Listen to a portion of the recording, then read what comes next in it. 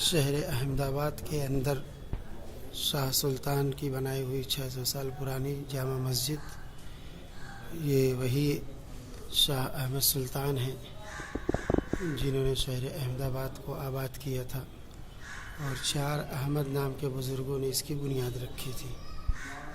شاہی طرز پر اس کی تعمیر ہے، اور وہی شاہی طرز جو بہت قدیم مانا جاتا تھا، ایک نئے انداز سے قریب ستونوں کو رکھ کر کے بنایا گیا ہے، اور یہی تقریباً پوری دنیا کے اندر طریقہ رائج تھا۔ ترکیہ کے اندر بھی اسی طرز پر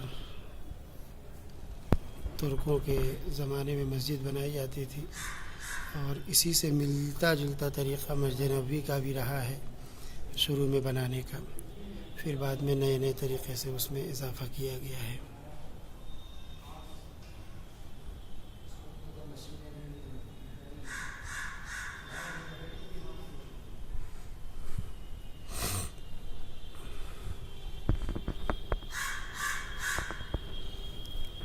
یہ مین گیٹ ہے۔